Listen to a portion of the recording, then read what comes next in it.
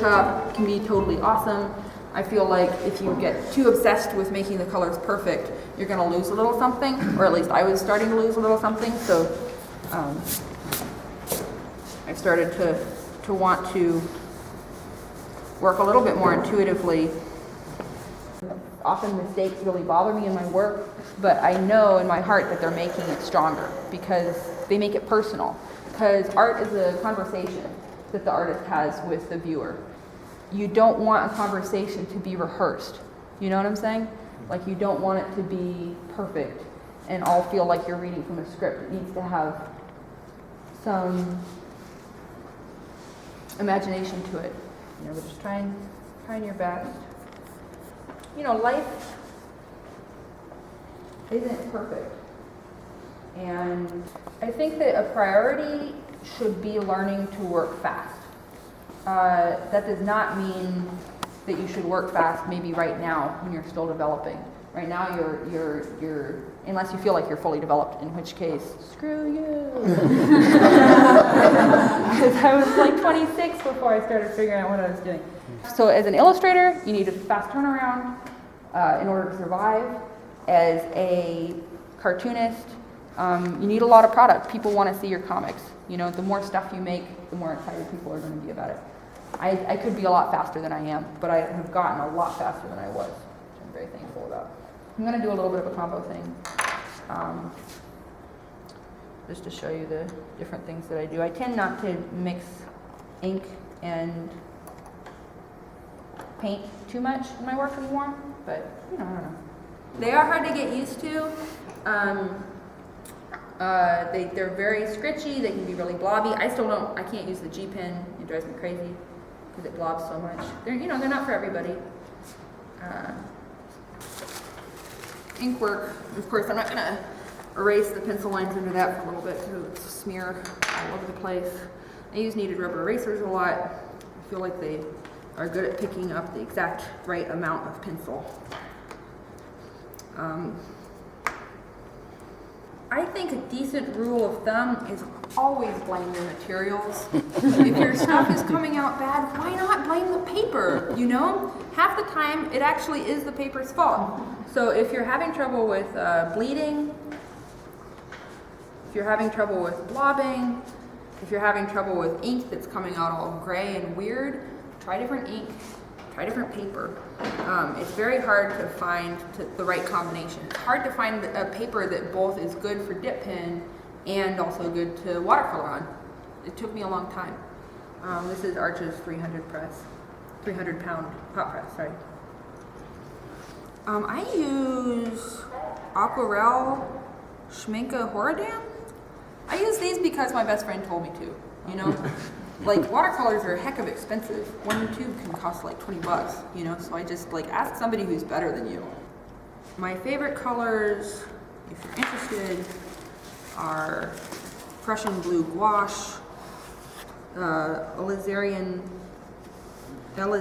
Crimson watercolor, and then I really like this warm cadmium yellow.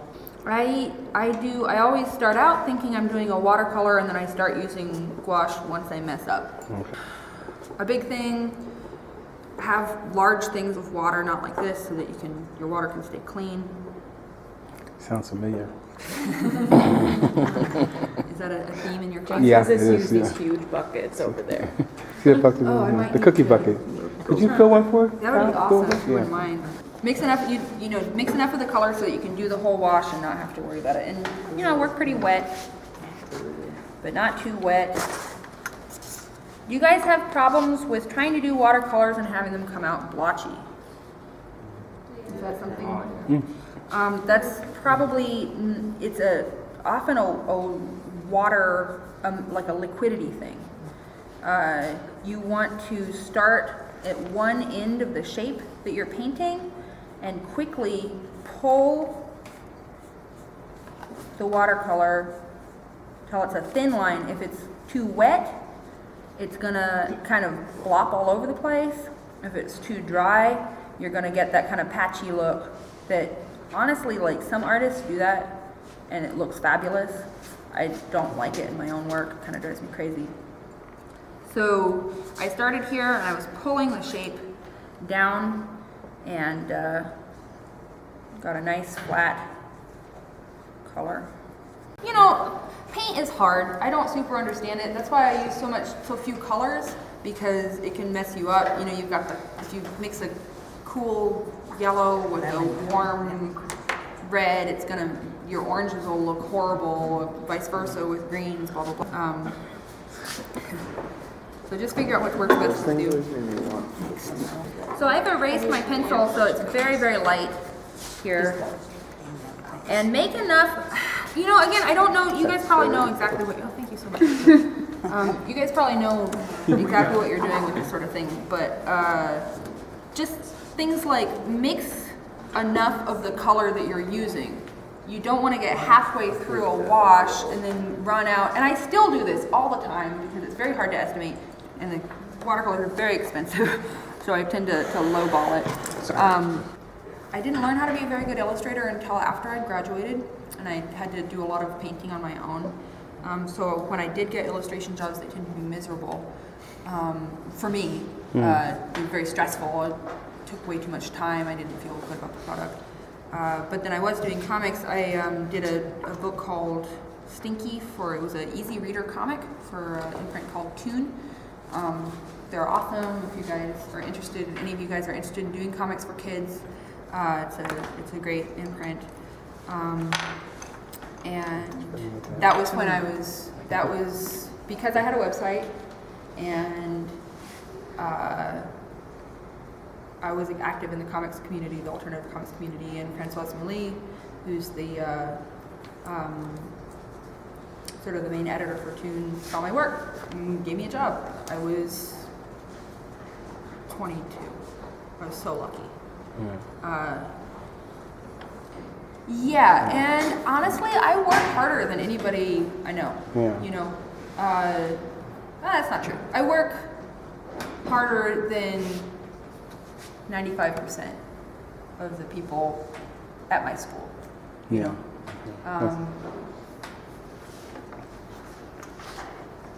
it's really important. It's important to work hard. I'm going to go ahead and show you how to do a large area wash. Okay, so this brush was obscenely expensive. It's a giant Isabey brush, sable brush. So expensive. I don't even want to think about how much it costs. Kind of almost, I think of myself as being a samurai while I do this technique, because you have to use two brushes at once. So thrilling. So you're kind of like how one in your mouth, and then so you're doing these giant areas. Oh my God, I'm terrified out of my mind right now. It's really pretty scary. Yeah, so this is why I own this brush, is because it can put down these giant areas of color. And when you have a really amazing brush, it feels like it can read your mind, you know? Also, sometimes it spatters like an asshole, but... So kind of working around, and then, here's where the little brush comes out. Quick switcheroo. To do the tiny stuff in here, because sometimes the big brush just cannot get into the tiny areas.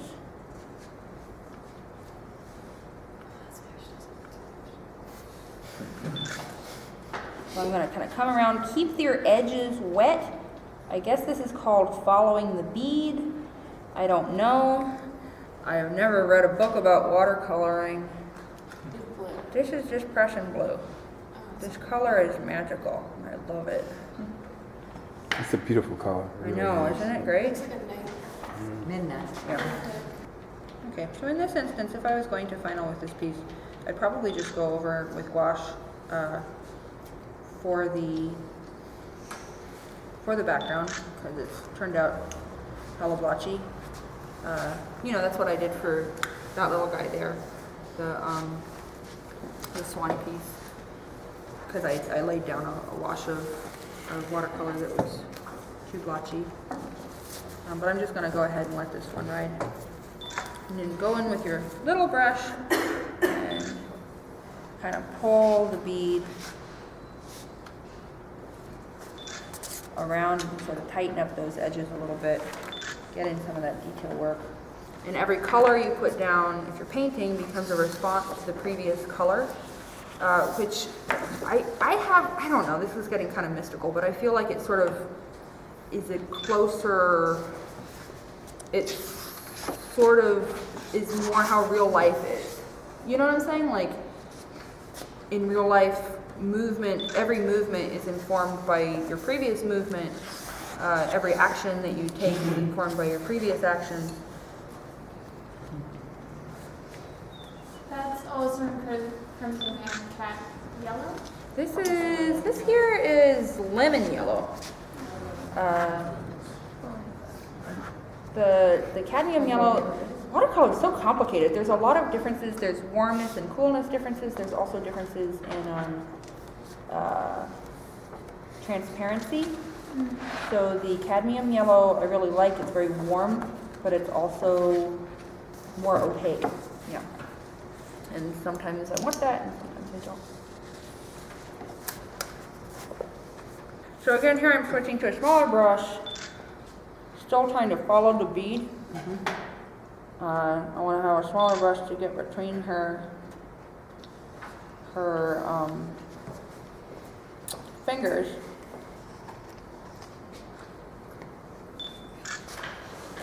You know, and again, gouache is useful. Like if I wanted to go in and do stars, it'd be a heck of a lot easier to do them with gouache after the fact than it would be to do them.